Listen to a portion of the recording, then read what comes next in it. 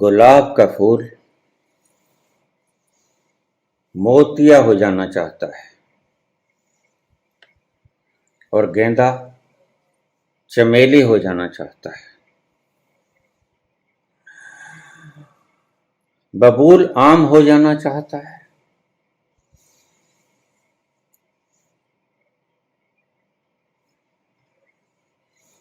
और कीकर बबूल बोधि वृक्ष हो जाना चाहता है।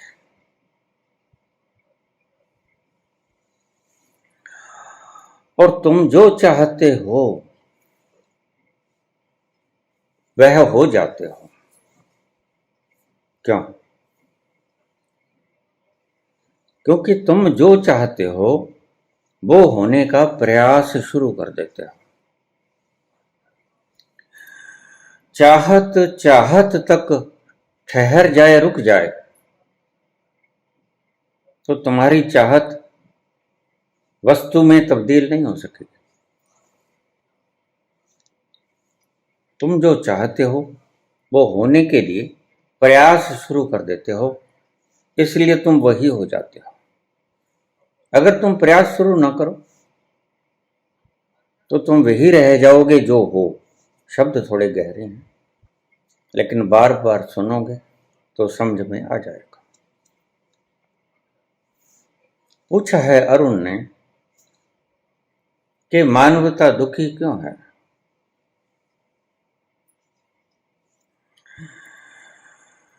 सारा संसार सुखी है, एक मानव दुखी है। इसी वजह से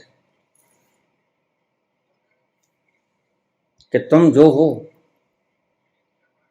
वो रहना नहीं चाहते और हो जाना चाहते हो। तुम जो हो उसी में ही संतुष्ट हो जाओ। अच्छे हो, बुरे हो, पापी हो, अहंकारी हो, कुछ भी हो, वो होने में राजी हो जाओ तो तुम सुखी हो जाओगे। इस सूत्र को गांठ बांध लेना और इस सूत्र को आगे भी गांठ बांध लेना। तुम दुखी ही इस कारण से हो कि तुम जो हो उसके अलावा कुछ और होना चाहते हो, और परमात्मा ने तुम्हें वो बनाया है जो तुम हो। अगर तुम इसी होने में राजी हो जाओ, इस होने को स्वीकार कर लो, इस होने में खुश हो जाओ, तो क्या होगा? तुम ठहर जाओगे। कुछ और होने में तुम दौड़ते हो, जो हो वही हो जाने में तुम ठहरते हो। और ठहरना सूत्र है अपने भीतर उतरने का। भागना सूत्र है अपने से दूर जाने का। तुम जितने दुखी हो, जितनी मात्रा में दुखी हो, इसको पैमाने की तरह ले लेना। It's just like a measurement. तुम जितने दुखी हो उतने ही ज्यादा दूर हो परमात्मा से। और दुखी हो जाओगे अगर तुम और दूर हो जाओगे, और अगर करीब आ जाओगे तो सुखी हो जाओगे। सीधा सीधा सूत्र, लेकिन तुम्हारी समझ में नहीं आता। वकील चाहता है मैं जज बन जाऊं,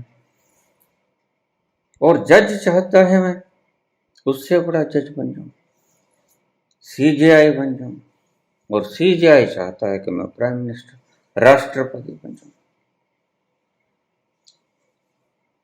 प्राइम मिनिस्टर चाहता है कि मैं भगवान बन जाऊं।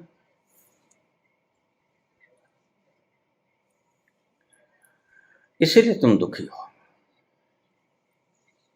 It's a fundamental cause it is the basic reason. तुम दुखी हो, उसके मूल में यह इच्छा है। तुम जो हो, अगर उस होने को स्वीकार कर लो, अपनी समग्रता में स्वीकार कर लो, अपनी पूर्णता में स्वीकार कर लो, तो तुम तत्क्षण सुखी हो जाओगे। ये एक राज की बात है। ये संतों ने जाना और संत सुखी हो गया।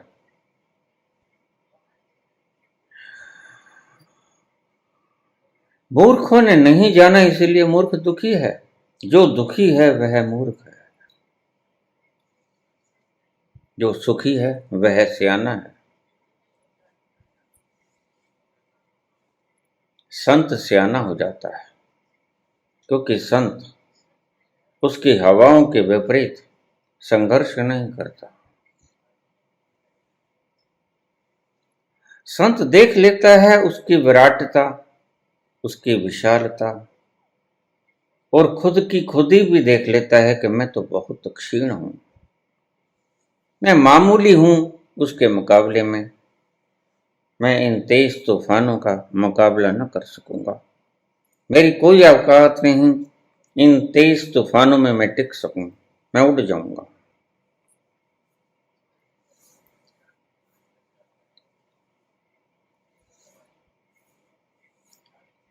सारी सृष्टि दुखी है तुम कहते हो, क्योंकि तुम दुखी हो। वृक्ष कभी नहीं कहते, हवाएं कभी नहीं कहती, फूल कभी नहीं कहते, बबूल कभी नहीं कहते, आम कभी नहीं कहता। तुम कहते हो बबूल चुभता है, कांटा चुभता है, लेकिन कांटे ने कभी अपने होने का दुख नहीं मनाया। बड़े मजे की बात है। कांटे ने कभी कांटा होने का दुख नहीं मनाया। फूल ने कभी अपने फूल होने का सुख नहीं मनाया। जो प्रकृति में जो है वह वह ही रहना चाहता है, इसलिए सुखी है। तुम जो हो वो नहीं रहना चाहते, कुछ अन्य होना चाहते हो, इसलिए दुखी हो।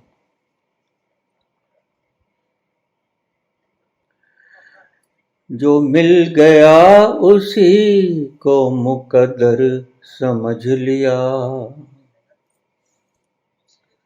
जो मिल गया उसी को मुकद्दर समझ लिया, जो खो गया मैं उसको भुलाता चला गया, हर फिक्र को धुएं में उड़ाता चला गया। ये जीवन की वास्तविकताएं। कभी भी ऋषि के थोड़ा सा फासले में होता है, ज्यादा फासला नहीं होता। कवि की एक छलांग उसे ऋषि बना देती है। इसलिए इन शब्दों को ऋषि के ही शब्द समझना।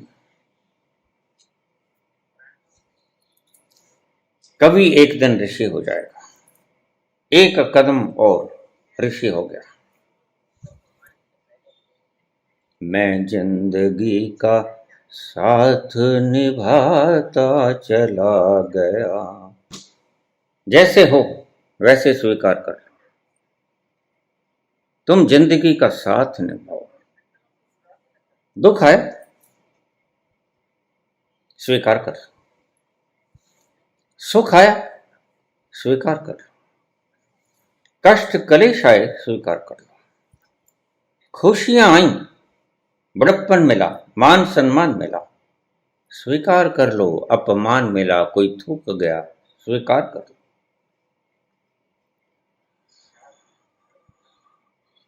यही तुम्हारे कष्ट का बुनियादी कारण है। तुमने कहा अरुण, संसार दुखी है। संसार कहां दुखी है? किसी पेड़ ने कहा कि मैं दुखी हूं? यहां तक के गंदा नाला भी नहीं कहता कि मैं दुखी हूं, वह भी मजे से बहता चला जाता है। तुम्हारी गंगा भी मजे से बहती चली जाती है और गंदा नाला गटर का पानी भी मजे से बहता चला जाता है। कभी शिकायत नहीं करता अपने गंदे नाले होने की।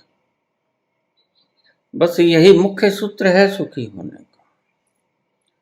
जैसे हो, जहां हो, उसको स्वीकार कर लो, जिंदगी का साथ निभाओ, इसे ही कहते हैं।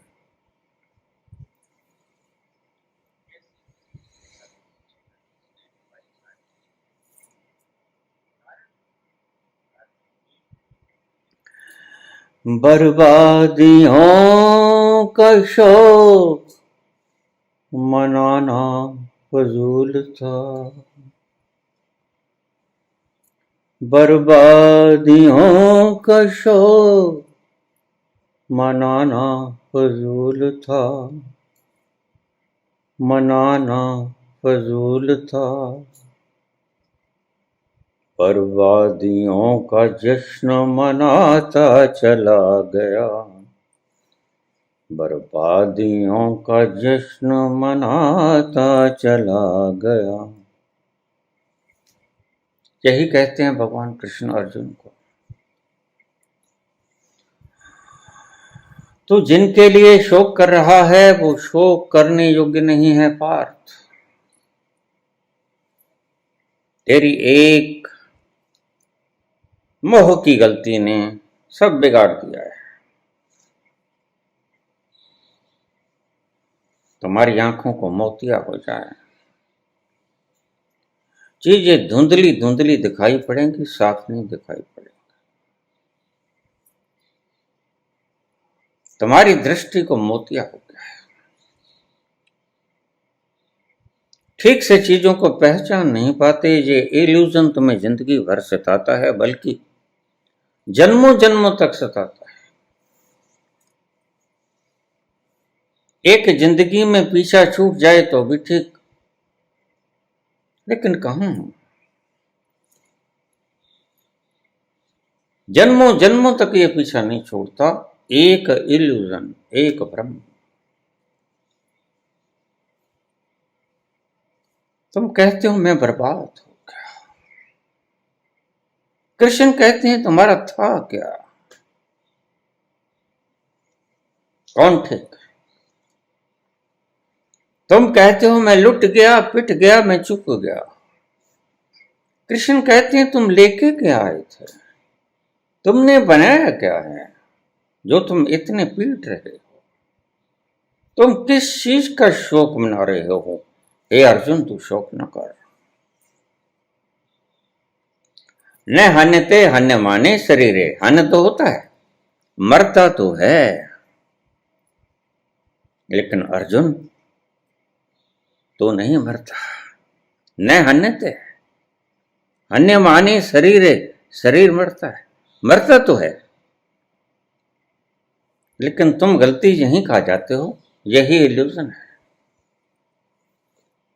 मरता तो है लेकिन शरीर मरता है। तुम गलती खा जाते हो कि मैं मरता हूं।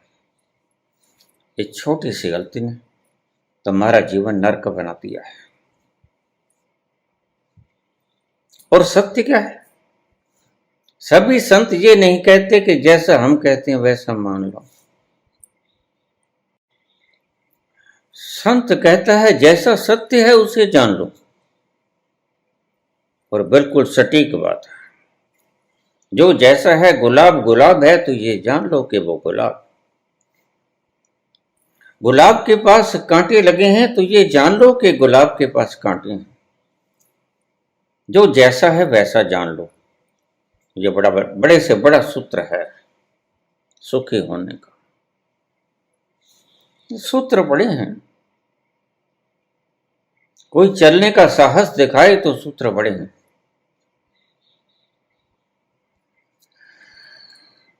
कृष्ण की आंखें पारदर्शी हैं, आर पार झांक लेती हैं, ट्रांसपेरेंट।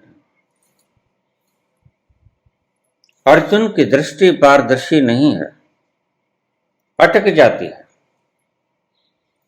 धुंधली दृष्टि है। कृष्ण पारदर्शी हैं, दूर तक झांक लेते हैं, साफ साफ। और यह तुम्हारा भ्रम बादलों की तरह सत्य को ढक लेता है, जैसे बादल ढक लेते हैं सूर्य को। सूर्य को समाप्त नहीं कर पाते, बादल ढक लेते हैं। ऐसे ही ये इल्यूजन, ये भ्रम, मैं कौन हूं, यह ढक लेता है सत्य को। उसका परिणाम क्या होता है? यही परिणाम होता है जो तुमने कहा कि जिंदगी में इतना दुख है, सारा संसार दुख का स्रोत है, सारा संसार दुख से ओतप्रोत है। तुम गलती खाए हो। संसार दुख से ओतप्रोत तब तक रहेगा जब तक तुम्हारी दृष्टि के आगे बादल रहेगा। जब ये बादल हट गया, दृष्टि साफ सुथरी हो गई, पारदर्शी हो गई, तो तुम्हें वही दिखेगा जिसे बाबा कहते हैं आद सच जुगाद सच, है भी सच नानक होसी भी सच। वह असत्य नहीं है, वह सत्य है, और तुम सत्य को जानो। और सुखी होने का एकमात्र उपाय है टू नो द ट्रूथ, सत्य को जान लेना। सुखी होने का एकमात्र साधन। और जितने भी तरीके हैं परमात्मा तक पहुंचने के, परमात्मा का मतलब परम खुशी। परमात्मा को किसी हजार हाथों वाला, हजार चेहरों वाला, हजार पांव वाला, हजार सिरों वाला कोई व्यक्ति मत समझ लेना। खुशी का दूसरा नाम, प्रेम का दूसरा नाम परमात्मा है। लोग मुझे कह देते हैं हमने इतना जाप किया, मैं कहता हूं खुशी मिली? कहता खुशी तो नहीं मिली, तो फिर जाप काहे किया था? जाप किया था परमात्मा के लिए, तो परमात्मा कौन है यही तो पता नहीं। मैंने कहा परमात्मा आनंद है। जब तक तुम परमात्मा को विष्णु, ब्रह्मा, महेश, दुर्गा, पार्वती साकार में देखोगे, इतने हाथ हैं, इतने मुंह हैं, शेष शैया के ऊपर सो रहा है, कैलाश पे बैठा है, वहां बैठा है, सरस्वती विद्या देती है, लक्ष्मी धन देती है, तब तक तुम उलझे रहोगे। परमात्मा साकार है, यहां से शुरू तो कर दो, लेकिन खतरे पड़े हैं। खतरे ये हैं कि परमात्मा साकार है, ये जब मानोगे तुम तो आकार कैसा है इसमें फर्क पड़ जाएगा। कोई चार हाथ लगा लेगा, कोई सूंड लगा लेगा, कोई पूंछ लगा लेगा, कोई दांत बाहर निकाल देगा, कोई दांत को तोड़ देगा, आधा दांत कर देगा। तुमने, तुम्हारी बुद्धि किसी के पास गहने कर दी लगती है। 2.5 टन का गणेश 2.5 किलो के चूहे के ऊपर बैठा देते हो। तुम्हारी अकल तुम कहां बेच के आए हो? और तुम कहते हो हम सनातनी हैं। सनातन होने का गर्व है, इन्हीं बातों पे गर्व है। उल्लू वाहनी, गधे के ऊपर बैठी हुई शीतला माता, इसी चीजों पर तुम गर्व करते हो। और अगर दूसरे धर्म तुम पे हंसते हैं तो वो गलत नहीं, वो ठीक है। ऐसा हुआ है कभी? सीधी और सत्य बात को जानो, सरल बात को जानो। भूल जाओ इन विष्णु महेश को, भूल जाओ। तुम्हें परमात्मा तो चाहिए, लेकिन ये 10 हाथों वाला, 1000 हाथों वाला परमात्मा नहीं चाहिए। जिसका कोई नाम है वो परमात्मा नहीं चाहिए। हमें वो परमात्मा चाहिए जिसका नाम खुशी है, जिसका नाम आनंद है, जिसका नाम आनंद नहीं है, जो खुशी देता है, जो स्वरूप है आनंद का, जो खुशी का स्वरूप है, वह परमात्मा है। तुम रूखे सूखे रह जाते हो, सुबह से शाम तक टल्लियां खड़काते हो, घंटे बजाते हो और घंटे बजाने के योग्य रह जाते हो, सारी उम्र घंटे बजाते रहते हो। यहां हमारे एक ब्राह्मण है, वो फेरे कराता है तो टल्लियां बजाता है, बेचारा इसी योग्य है, क्या करे, टल्लियां ही तो बजाएगा। ये टल्लियां बजाने का फेरे कराने से क्या ताल्लुक आता है? उस मूर्ख को पता नहीं, अनपढ़ है।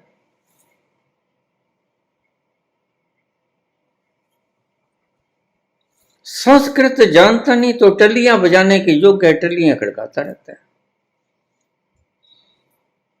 ऐसे ही तुम हो, तुम जिसे ढूंढते हो परमात्मा को, उसकी मान्यता तुमने पहले ही दिमाग में रख लिया। ओंठ ऐसे, नैन ऐसे, बाल ऐसे, शरीर श्यामल, ये सब तुमने पहले धारणा कर रखी है और वह आ जाता है क्योंकि तुम जो सोचते हो उसकी इमेजिनेशन तुम्हारा ब्रेन कल्पित कर लेता है, वह सत्य नहीं होती। लेकिन कल्पना का एक पहचानने का ढंग है। कल्पना कभी स्थायी सुख नहीं देती। कल्पना सुख तो देती है, क्षणिक सुख देती है, स्थायी सुख नहीं देती, वह सुख नहीं देती जो सुख आनंद का अखंड स्रोत हो। और तुम्हारी आत्मा तब तक तृप्त नहीं होती, तुम्हारा अंतस तब तक तृप्त नहीं होता जब तक तुम्हें अखंड धारा नहीं मिल जाती आनंद की, जो कभी टूटे ना।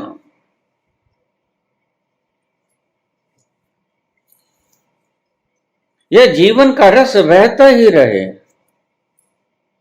लगातार, गंगा की धारा के समान। तुम्हें अखंड प्रेम की आवश्यकता है,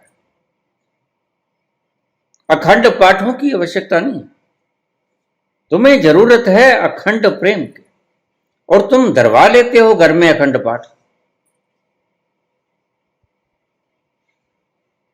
यही मार खा जाते हो, शब्दों को बिगाड़ तिगाड़ लेते हो। मूर्खों ने इसे धंधा बनाया था, कोई कला थी नहीं तो फिर ये अखंड पाठों का सिलसिला छेड़ लिया। मूर्ख व्यक्ति अखंड पाठों का सिलसिला छेड़ लिया करते हैं। मूर्ख व्यक्ति कर्म कांड करता है, कर्म कांड से परमात्मा का कोई संबंध नहीं।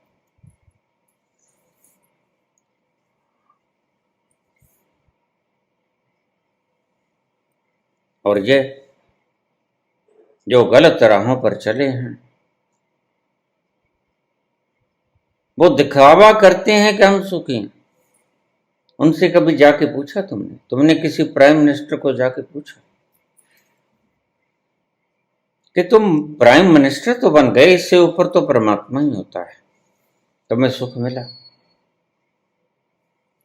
वो कहेगा हाँ मिला, लेकिन क्षणिक मिला। इसीलिए तो मैं कहता हूं मेरे को कुर्सी से मत उतारो। जैसे मैं कुर्सी से उतरा मेरा अखंड आनंद छिन जाए तो फिर वो अखंड आनंद क्या हुआ? वह तो कुर्सी का स्वाद हुआ, वह तो कुर्सी का मजा हुआ।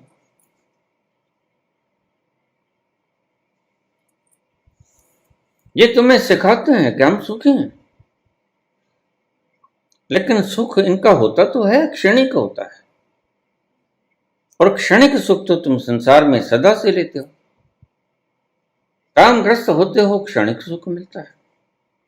क्रोध में तुम अपने आप को बड़ा समझने लग जाते हो, अहंकार में अपने आप को बड़ा समझते हो, लोभ में तुम पैसा इकट्ठा करते हो तो तुम थोड़ी देर के लिए सुखी होते हो। इतने हो गए, इतने हो गए। मैं अकबर की कहानी सुना रहा था, तो उसने पूछा, अकबर ने ये इतने सुखी हैं, गिरता डाल रहे हैं और इनके पास कुछ भी नहीं है, तंबू है वो लगा रखा है सपाट मैदान में, और ये इतने खुश हैं, और मेरे पास सब कुछ है लेकिन मेरा भीतर सुलग रहा है, जल रहा है। जरा इनको दुखी कर दे, ऐसे देखे नहीं जाते। अहंकारी व्यक्ति से अपने से ज्यादा सुखी व्यक्ति देखा नहीं जाता। वह चाहता है कि मेरी लकीर तो नहीं बड़ी हो सकती, मैं तो नहीं सुखी हो सकता, किसी की टांग खींच ले, इसको छोटा कर। अहंकारी व्यक्ति अपने बराबर किसी को ठहरने नहीं देता। यह तुम्हें लक्षण गिना रहा हूं जो भगवान कृष्ण ने कहा। अहंकारी व्यक्ति अपने बराबर किसी को होने नहीं देगा।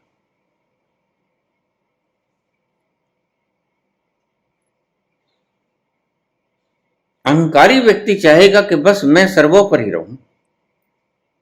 अगर कोई मेरे समान होना चाहता है तो मेरे मरने के बाद हो, मेरे होते हुए मेरे बराबर कोई न बैठे। ये लक्षण है, पहचान लेना।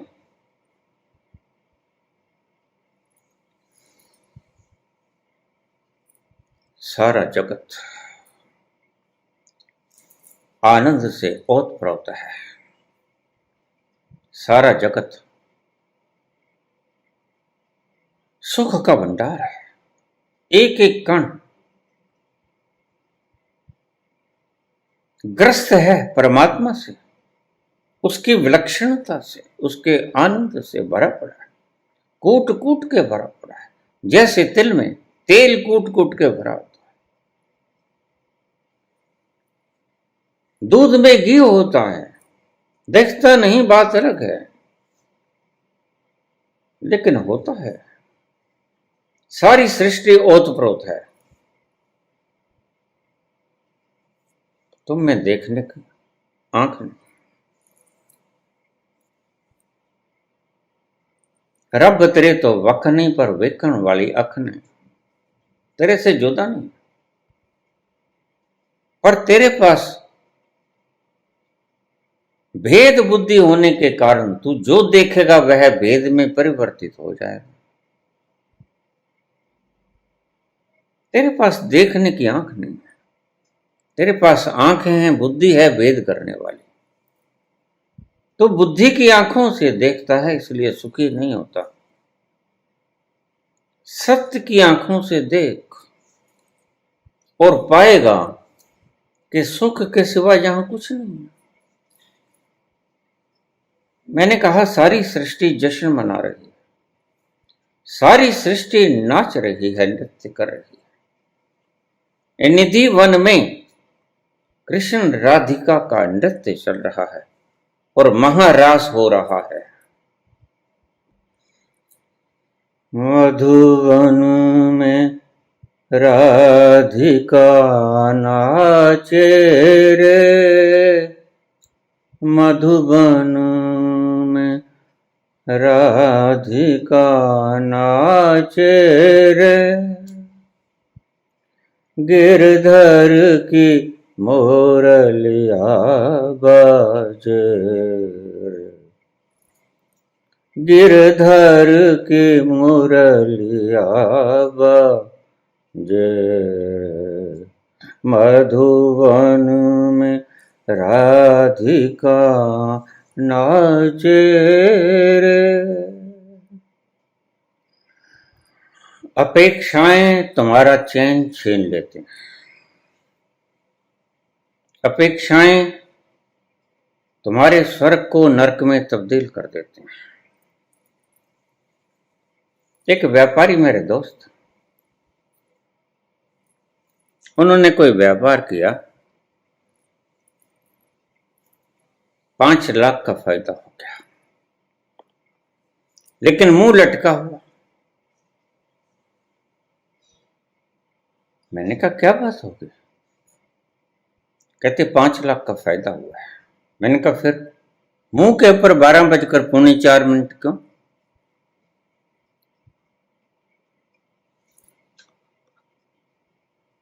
कहता अपेक्षा 10 लाख की थी।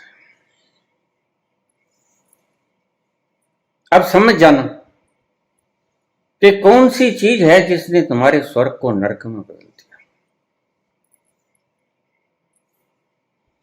जो मिल गया उसी को मुकद्दर समझ लिया, जो मिल गया उसी को मुकद्दर समझ लिया, जो खो गया मैं उसको भुलाता चला गया, जो खो गया मैं उसको भुलाता चला गया, हर फिक्र को धुएं में उड़ाता चला गया। जब कोई फिक्र हो तो याद कर लेना उस दिन को, जिस दिन तुम्हारा जिंदगी का आखिरी दिन होगा। सब फिक्र खत्म हो जाएंगे। याद कर लेना वो दृश्य, जदों मेरी अर्थी उठा के चलणगे, मेरे यार सब हम उमा के चलणगे, जदों मेरी अर्थी उठा के चलणगे, मेरे यार सब हम उमा के चलणगे। अपेक्षाएं खत्म हो जाती हैं अगर तुम्हें वो पल याद रहे। ये मूर्ख तुम्हें राम राम करना सिखाते हैं, लेकिन वाल्मीकि सियाने हैं। वाल्मीकि राम नहीं कहते, मरा कहते हैं, मृत्यु को याद करते हैं। इसलिए तुम पहुंच नहीं पाते, वाल्मीकि एक क्षण में पहुंच गए। तुम्हारा राम राम तो तुम्हें कभी नहीं पहुंचाएगा। तुम्हें वो वक्त याद करना होगा जब राम राम तुम्हारी हो जाएगी। राम राम सत्य है, वो वक्त याद करना होगा। तो वाल्मीकि सियाने थे, नारद कहने लगे राम राम कर। वाल्मीकि कहते हैं मैंने तो कभी राम राम किया, मैंने तो मार कुटाई की है, मैं मरा मरा तो कर सकता हूं। तो सियाने नारद में हैं। गुरु भी सियाना होना चाहिए, शिष्य भी सियाना होना चाहिए, तो बात बनती। गुरु कहे कि मैं हजरत के साथ रहा हूं, और शिष्य कहे कि तुम हजरत को दोबारा से पढ़ लो। पढ़ने की क्या आवश्यकता है भाई? जिस व्यक्ति के साथ रहा जाता है उसके बारे में हजारों साल बाद पढ़ने की आवश्यकता क्या है? लेकिन शिष्य समझता नहीं। इसलिए मैंने ये कहा गुरु भी समझदार होना चाहिए और शिष्य भी समझदार होना चाहिए। शिष्य मूर्ख हो तो उसे गुरु नहीं बनाना चाहिए, उसे अपने जैसा मूर्ख गुरु ही बना लेना चाहिए।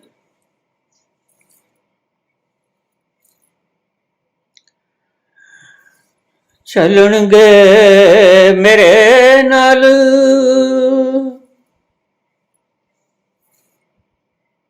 दुश्मन भी मेरे, चलणगे मेरे नाल दुश्मन भी मेरे, दुश्मन भी मेरे। ये वखरी गल, ये बात अलग है। ये वखरी गल मुस्कुरा के चलणगे, वो खुश होके चलेंगे। मेरे यार सब हुमा के चलणगे। जोश होगा, खरोश होगा, चलो। राम राम सत्य है, एक बंदा कट है।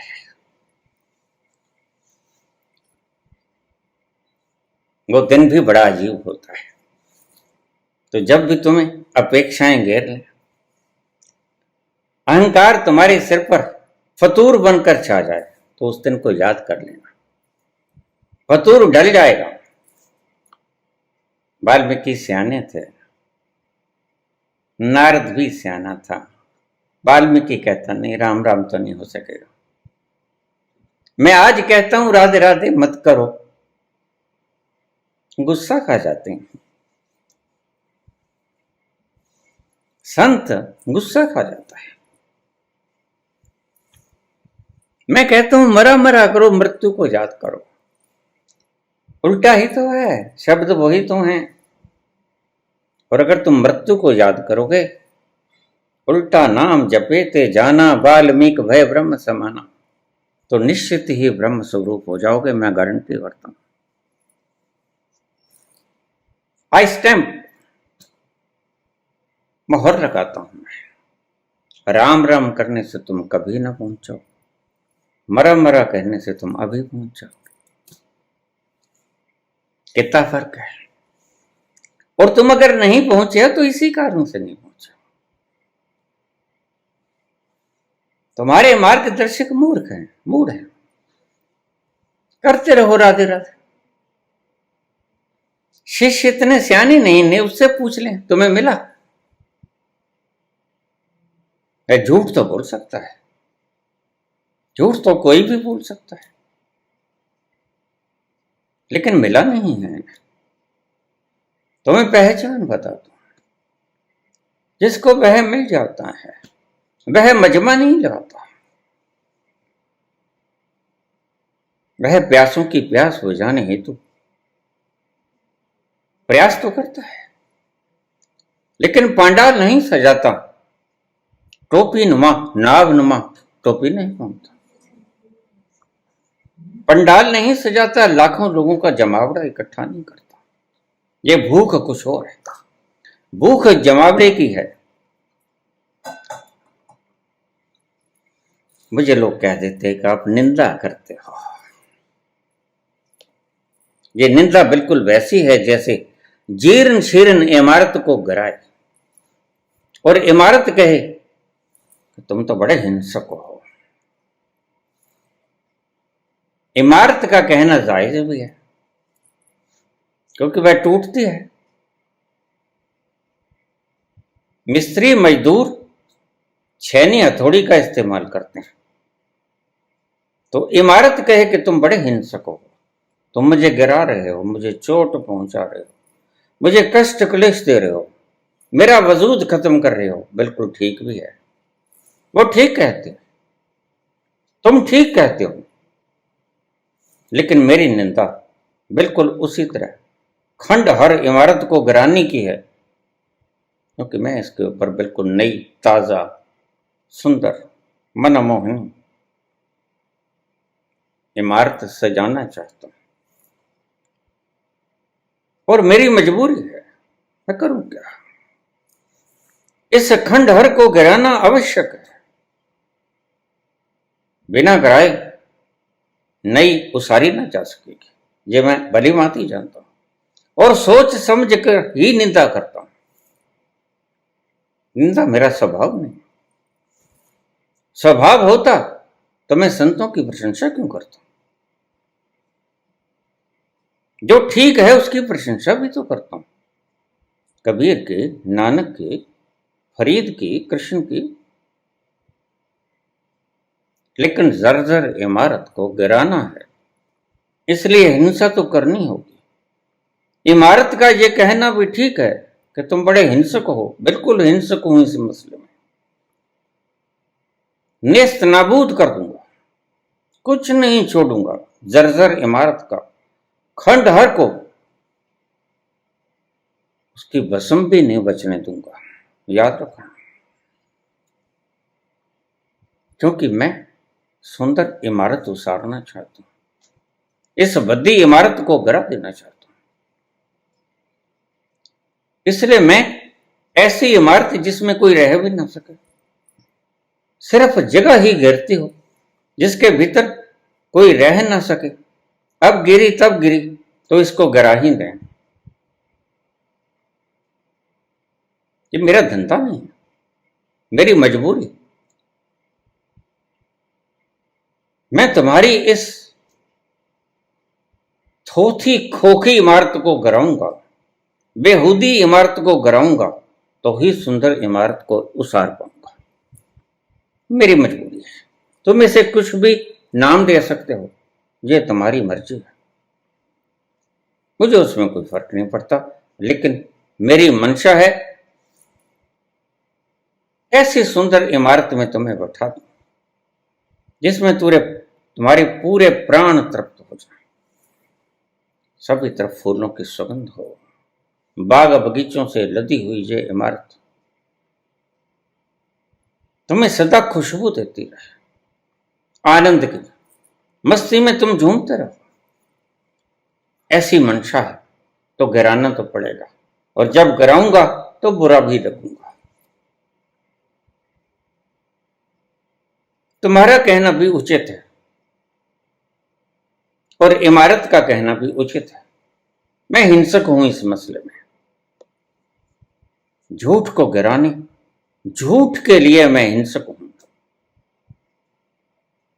सत्य के लिए मैं रचनात्मक काम कर रहा हूं। सत्य के लिए मैं कंस्ट्रक्टिव नेचर का हूं। दुष्ट के लिए मैं डिस्ट्रक्टिव नेचर का हूं, विध्वंसक हूं।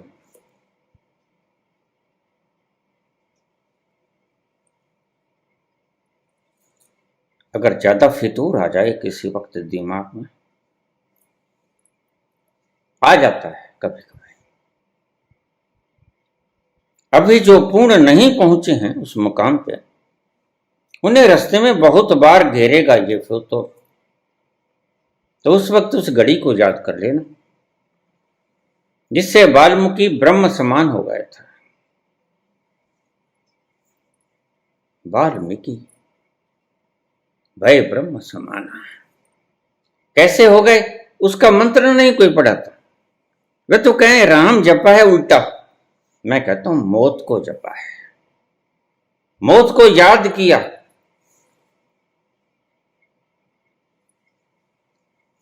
मौत तुम्हारे सारे फितूर खत्म कर देती है।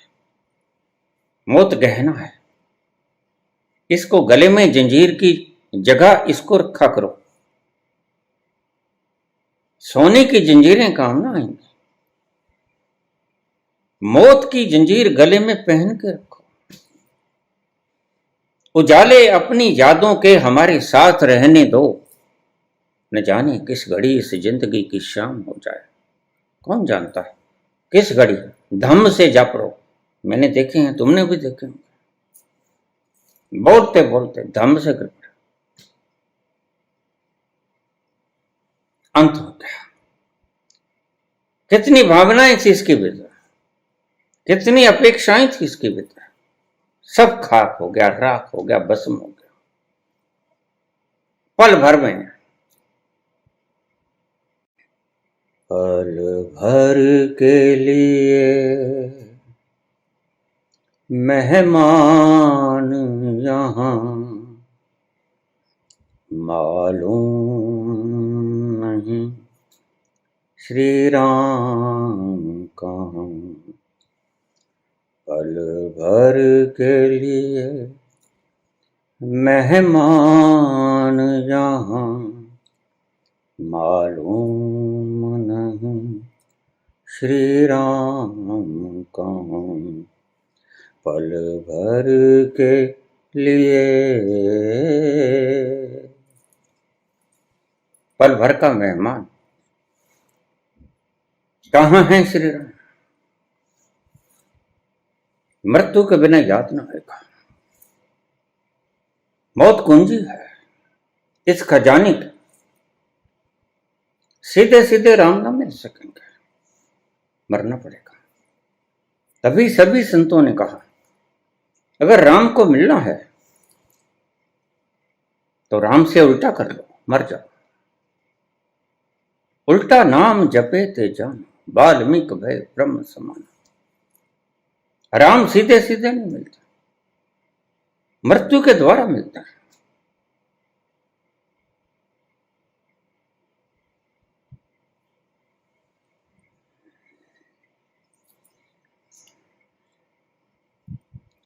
यह है फार्मूला।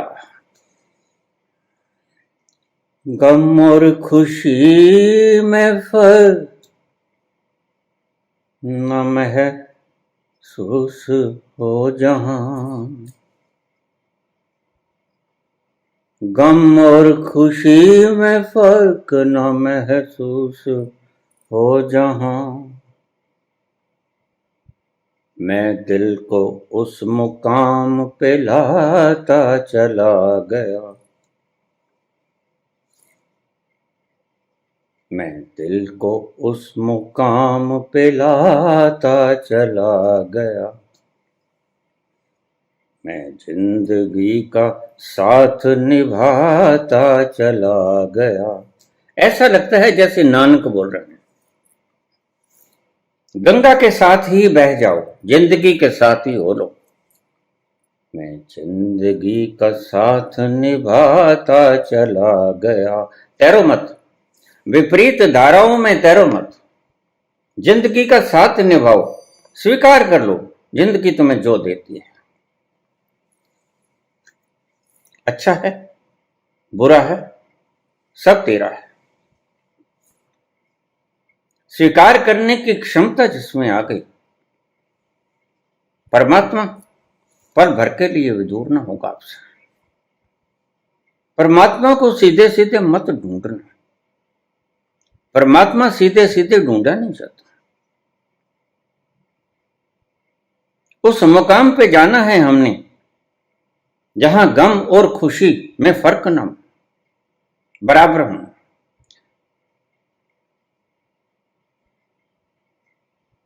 यश अपयश, स्वर्ग नरक, हानि लाभ, जीवन मरण बराबर हो जाए, द्वंद्व मिट जाए। इसका मतलब यह है दो दो ना रहें, एक हो जाए, ये बराबर हो जाए। गम और खुशी में फर्क ना महसूस हो जहां, मैं दिल को उस मुकाम पे लाता चला गया। सारी विज्ञान भैरव तंत्र की विधियां और अन्य विधियां यहां लेके आती हैं व्यक्ति को। यह पंक्तियां किसी कवि की नहीं है, यह पंक्तियां किसी ऋषि की। ऋषि ही ऐसी बातों की खोज कर सकता है। गम और खुशी में फर्क न महसूस हो जहां, गम और खुशी में फर्क न महसूस हो जहां, महसूस हो जहां, मैं दिल को उस मुकाम पर लाता चला गया, मैं दिल को उस मुकाम पे लाता चला गया, मैं जिंदगी का साथ निभाता चला गया। स्वीकार कर लो जिंदगी तुम्हें जो देती है, फिर तुम पाओगे जिंदगी में दुख नहीं। तुम अभी तो कहते हो अरुण कि जिंदगी में दुख ही दुख है, लेकिन तुमने मजनू की आंखों से लैला को देखा नहीं। दृष्टि को सुधारो, सृष्टि सुधर जाएगी। यथा दृष्टि तथा सृष्टि। जिंदगी में दुख कहां है जब हर जर्रे में वो ही विद्यमान है, जिधर देखता हूं उधर तू ही तू है। हर जर्रे में तू ही तो रूबरू है। जब जिंदगी के हर जर्रे में वो ही तो है, फिर दुख का सवाल कहां? वह दुख तो नहीं है, वह तो परम सुख का आवास। वह तो परम आनंद का खजाना है, वह तो स्वर्गों की खुशबुओं की हवाएं है, वह तो अमृत की बूंदों की चखाट है। थोड़ा चख के देखो, थोड़ा पी के देखो।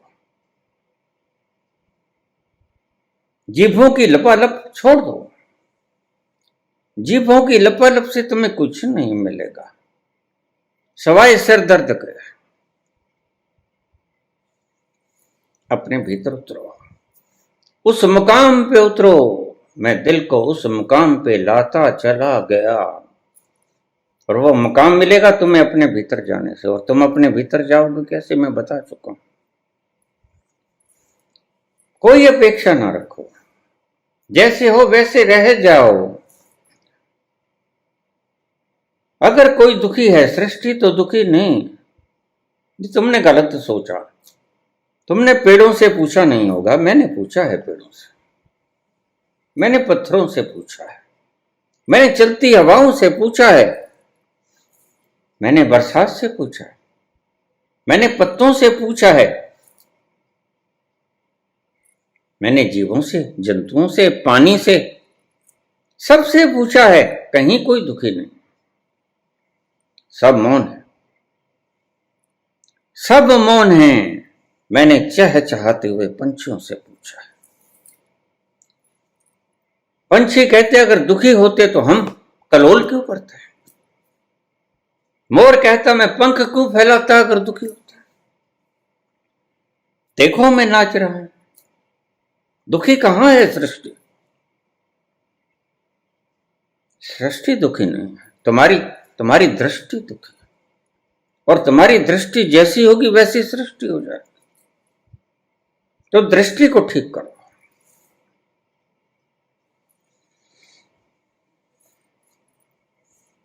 उस मुकाम पे चले जाओ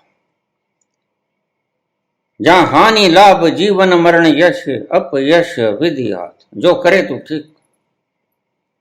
बाबा नानक की तरह तेरा पाना मीठा लागे, जो तुद पावे सो पलिकार, तू सदा सलामत निरंकार। उस मुकाम पे अपने आप को ले जाते चले जाओ। मैं दिल को उस मुकाम पे लाता चला गया, कोई फर्क न पड़े। यही तो कृष्ण कहता है। तू ये जो बातें करता है ऐसी थी तो नहीं, तेरे ही कहने से मैं रथ को दोनों सेनाओं के मध्य में लेके आया हूं।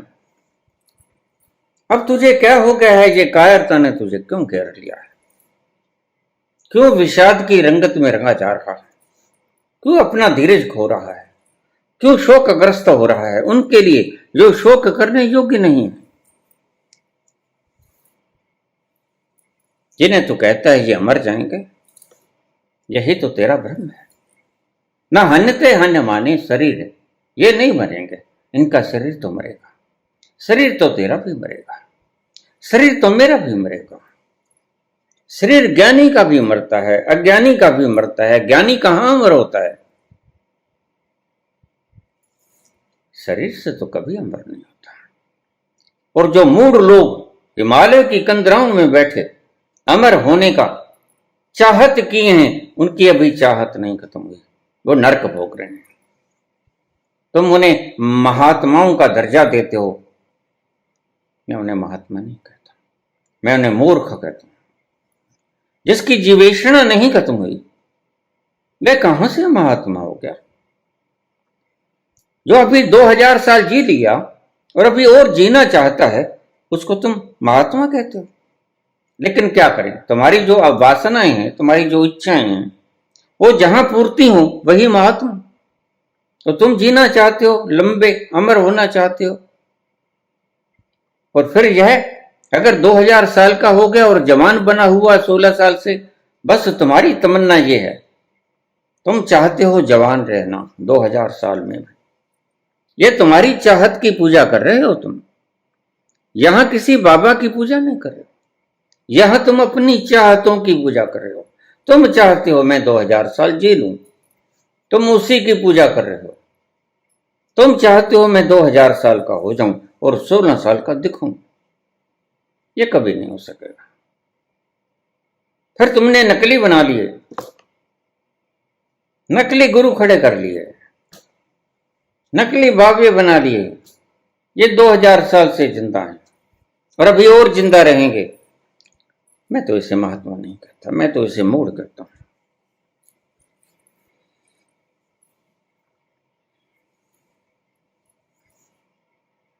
लंबी लंबी उमरिया को छोड़ो,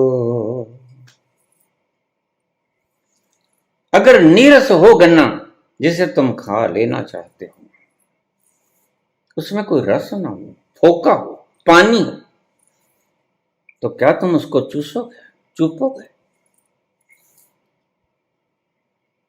लंबी लंबी उमरिया को छोड़ो, प्यार की एक घड़ी है बड़ी। बस यही अगर मिल जाए, मैं सदा कहता हूं, प्रेम की एक बूंद मिल जाए तो तुम गए काम से।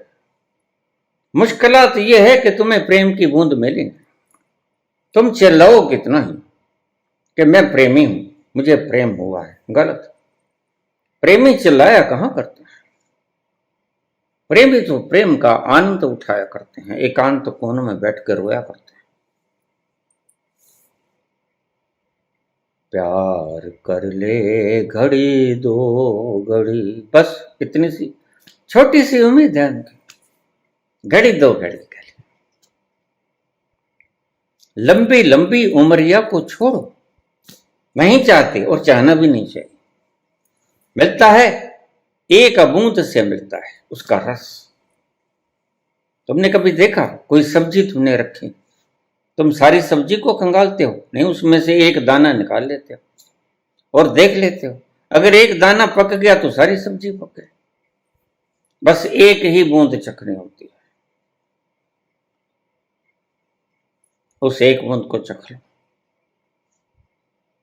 उस एक बूंद को चखते ही तुम अमर हो जाओगे। यहां उम्र का कोई सवाल नहीं। 2000 साल जीने से अमर को कोई अमर हुआ है? बस तुम अपनी चाहतों को थोप देते हो बाबाओं के ऊपर। ये तुम्हारी चाहते हैं, वो हुआ नहीं हुआ तुम्हें कोई पता नहीं। किसी को दर्शन नहीं हुए आज तक, और सब भूखे जा रहे हैं। वह 2000 साल, वो 2000 साल, वो 20,000 साल। राम जी ने 10,000 साल तक राज किया। पागल हुए हो?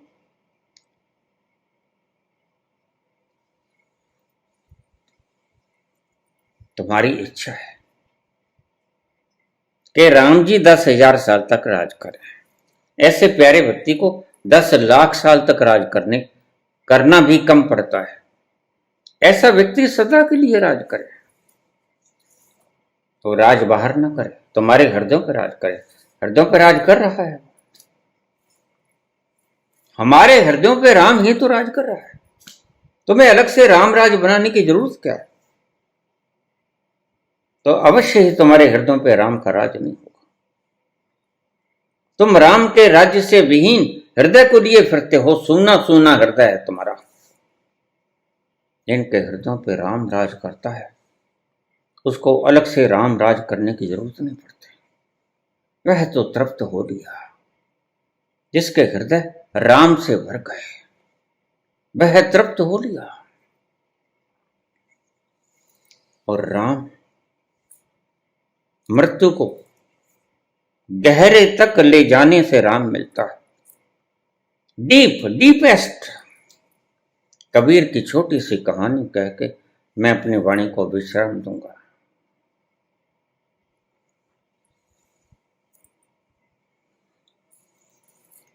निर्मल मन जन सोई मोहि पावा, मोह कपट छल छिद्र न भावा। निर्मल मन जन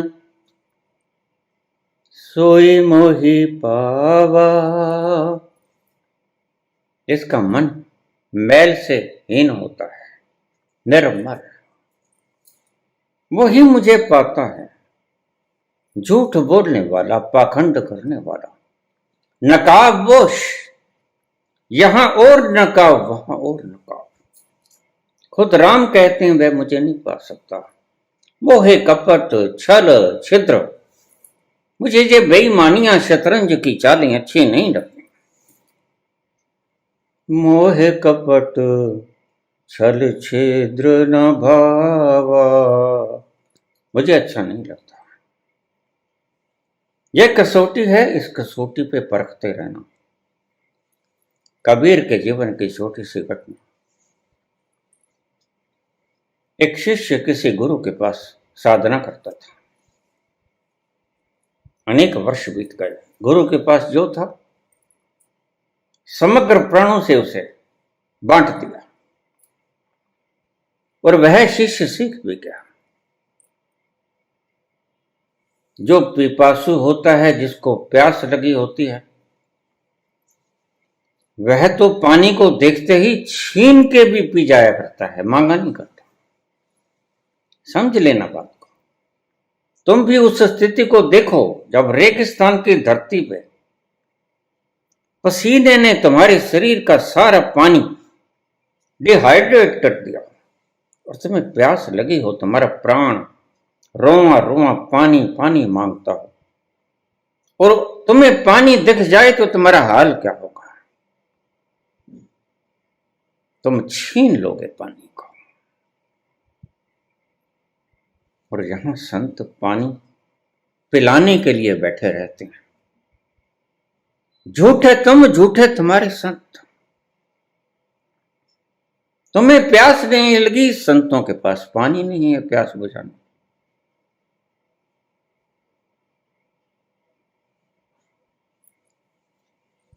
दोनों ही झूठ है। लोभी गुरु लालची चेला, दोनों नरक में ठेलम ठेला। तुम्हें प्यास नहीं लगी, गुरु के पास पानी नहीं। प्यास की बात ही खत्म करो। तो उसने कहा, जितना मुझे आता था मैंने बता दिया पुत्र। शिष्य ने कहा, प्रभु अब फिर यह भी मार्गदर्शन कीजिए कि इसके आगे की जो विद्या है मैं किससे ग्रहण करूं? तब गुरु समझदार होते थे, समझदार होते थे और उनके हृदय के भीतर करुणा होती थी। प्यास लगी है, जिसके पास पानी है उसके पास गई। आज तो ऐसे गुरु बैठे हैं जो कहते हैं पानी मेरे पास है, ले जाओ, आ जाओ, इधर आ जाओ। ऐसे तो बेचारा माखन शाह लुबाना। लेकिन ऐसे ही गुरु मिला करते हैं। जब तक भटकोगे नहीं तब तक पाओगे। फोका गन्ना खाना जरूरी है। मिठास भरे गन्ने खाने से पहले फोके गुरु देखने जरूरी है। तभी तो मिठास, मीठे की मिठास तुम्हें पता चलेगा कि हां ये है मिठास। तो उसने कहा, पुत्र यहां से इतनी दूरी पर कबीर नाम का एक संत रहता है। इससे आगे का पाठ तो वह सिखा सकता है तुम्हें, उसके पास चले जाओ। शिष्य गुरु के पांव में सिर रख के यथाशक्ति दक्षिणा देके वापस आ गया। तलाश करने लगा, ठिकाने पहुंच गया जो बताया गया था। पूछा, कबीर के घर में चला गया। वही पुराना घराना मकान, टूटा फूटा, बरसों से कली रोगन नहीं कराया था। कबीर इतना धन धान्य से संपूर्ण नहीं होता है। उसका काम तो वो मालिक किया करता है।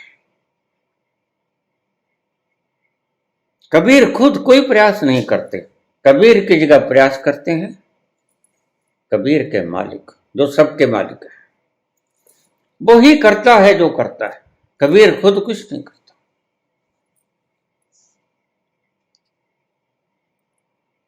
उसने आवाज लगाई, कोई है माते? तो कबीर की धर्मपत्नी लोई बाहर निकल के आई, पूछी, पुत्र क्या बात है? शिष्य ने कहा, मुख ने क्या माता, क्या कबीर का घर यही है? मां लोई ने कहा, हां पुत्र यही है, लेकिन कबीर तो यहां नहीं है। कबीर तो पास में ही किसी की मृत्यु हो गई है, उसके संस्कार में गए हैं, तुम्हें शिव भूमि में मिलेंगे। उसने माता को प्रणाम किया, पांव छुए और शिव भूमि की तरफ चला। शिव भूमि में चला गया, लेकिन जाता जाता पहचान पूछ गया था, मां मैंने कभी देखा नहीं, कबीर का चेहरा नए नक्श कैसे है? तो मां लोई बोली कि जिसके सिर के ऊपर ताज होगा, ऊंचा सा ताज होगा, मुकुट, वो कबीर होगा, बड़ी आसानी से पहचान में आ जाएगा। पूछ पूछ के शिव भूमि चला गया। शिव भूमि के भीतर प्रवेश कर गया, देखता क्या है, चिता जल रही है, सभी लोग खड़े हैं, लेकिन एक अजूबा है, कबीर को पहचाने कैसे? वह मुकुट जो मां लोई ने बताया था सबके सिर के ऊपर विद्यमान मुकुट। हैरान रह गया। मां ने तो कहा था सिर पे जिसके मुकुट हो वो कबीर, यहां तो सभी कबीर हैं। वहां सभी कबीर होते हैं। इसलिए संतों ने कहा, तुम प्रत्येक मृत्यु के साथ जानो, वहां जाकर एक पल भर के लिए तुम्हें अपनी मौत भी याद आ जाएगी। और काश तुम्हें अपनी मौत याद आ जाए। तुम्हें अपनी मौत कभी याद आई? तुम कह देते हो मैं 40 का हो गया, मैं 80 का हो गया, लेकिन सच अगर तुमसे कभी पूछा जाए कि तुम्हें कभी अपनी मृत्यु की याद आई, कि तुम भी मरोगे, कहेंगे नहीं। ईमानदारी से ये कि नहीं, अगर मौत ही याद आ गई तो जीवन में क्रांति घटित हो जाएगी, ट्रांसफॉर्मेशन विल हैपन।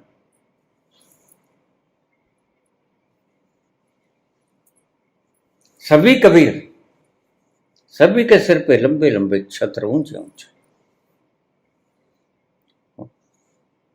वह तो बेचारा दंग रह गया। अब कबीर को पहचाने, कैसे पहचाना? तो वहां से आ गया, जानता तो था नहीं किसी को। बाहर आके थोड़ी सी दूर, शिव भूमि से थोड़ा दूर आगे खड़ा हो गया, जहां एक छोटी सी नहर निकलती थी। वहां पर संस्कार करने वाले लोग आकर हाथ मुंह धोते थे, जल छिड़कते थे। ओम अपवित्र है पवित्रोम वा सर्वावस्थाम गतो अपीवा, जय समृत पुंडरी काक्षम, ऐसे जल छिड़कते थे। तो पवित्र हो जाते थे। वही मुर्दा जैसे तुम इस ईद में गले लगे थे, आज उसकी चिता जलती हुई छोड़ के आए और तुम अपवित्र हो गए। बस इतने से औकात है तेरी बंदे।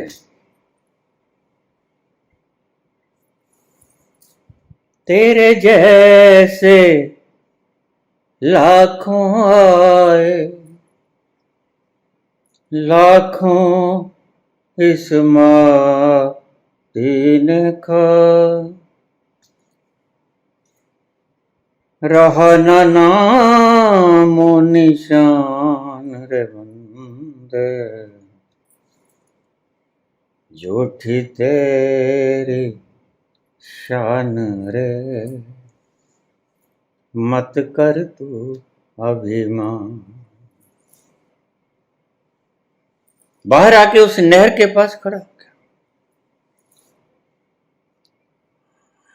तीला फेंक के वापस आए, संसार याद आ गया।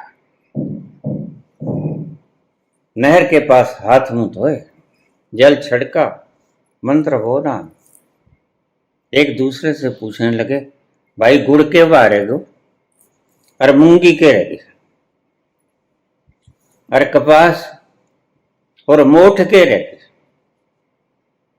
सोना के भाव रह गया भाई, चांदी किया रही, लग गए शुरू। और सबके सिर से मुकुट उड़ने शुरू हो गए। यह अजीब नजारा देखा उस भिक्षु ने। जैसे जैसे वहां से बाहर आते हैं, सत्संग का यही तो प्रभाव होता है। संत कहते हैं कि सत्संग में बैठना घड़ी तो घड़ी के लिए है, वहां तुम्हारे सिर पर छत्र होगा।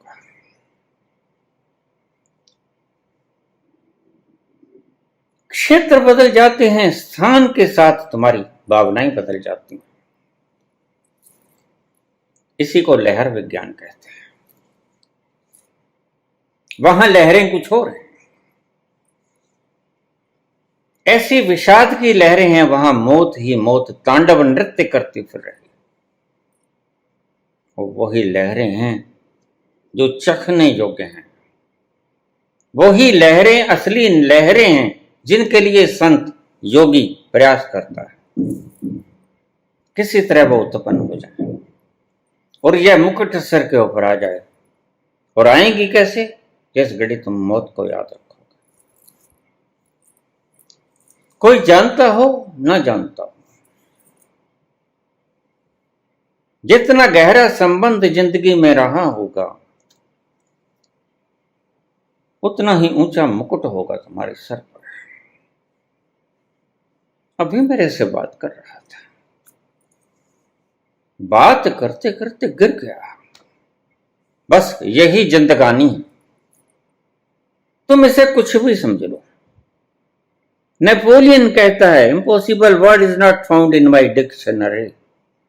मेरे शब्दकोश में असंभव नाम का कोई शब्द नहीं, लेकिन मृत्यु उसके लिए संभव हो जाती है।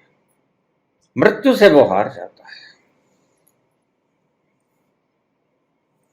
और वह देखता है जैसे जैसे जल सभी ने छिड़का, मूंगी और कपास के भाव पूछने लगा, चावल कियां रहा और उड़द कियां रहा। गटर पटर शुरू हो गई और सबके मुकुट उड़ते चले गए। घर तक आए तो मुकुट उड़ गए, लेकिन एक व्यक्ति था, वह तो घर के रास्ते पे हो लिया कि आखिर तो आएंगे घर से। और देखा दूर से सभी आ रहे हैं, किसी के सिर पे मुकुट नहीं। एक व्यक्ति आया, धीमे धीमे चाल से, मंद गति से, धीमे धीमे चलता हुआ, चेहरे पर वैराग्य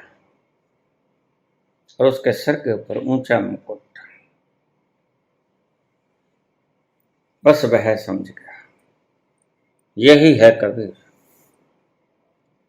वो लिपट गया उसके पांव पे, हाथ जोड़ लिए।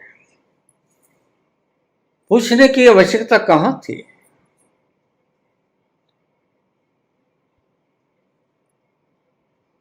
अपना परिचय दिया, भावना व्यक्त की कि मैं इस नियत से आया हूं, इस गुरु का शिष्य, यहां तक सीख गया हूं, आगे की आप बताओ। आप मुझे स्वीकार करो, शिष्य करो। मृत्यु सबसे बड़ा पाठ है, बड़े से बड़ा पाठ है, और मृत्यु से बड़ा सत्य भी कोई नहीं। बड़े से बड़ा सत्य है मृत्यु।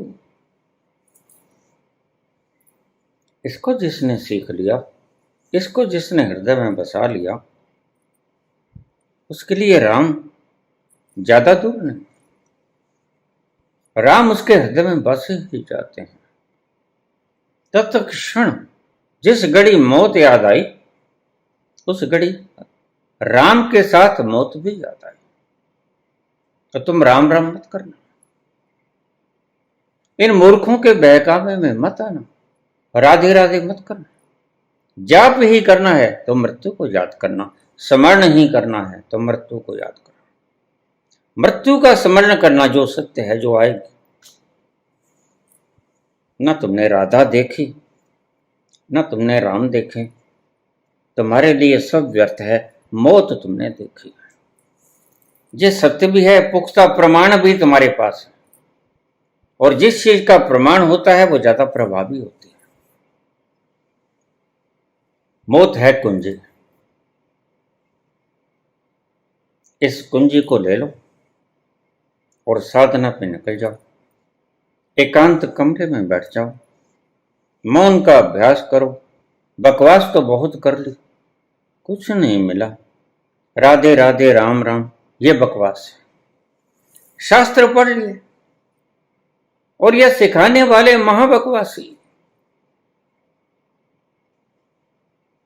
मैं रोज कहता हूं, ये टाल देते हैं, ये कहते हैं कुत्ते तो भौंकते ही रहते हैं। बिल्कुल ठीक है, हम कुत्ते तो हैं, चलो कुछ तो हैं।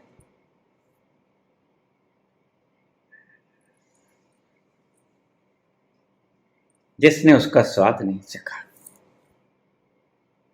वो ऐसी ही भाषा का इस्तेमाल करेगा। जिसने उसका स्वाद चख लिया वह तो ये भी जानेगा कि कुत्ते में भी वही है और उतना ही है। वह कुत्ते शब्द को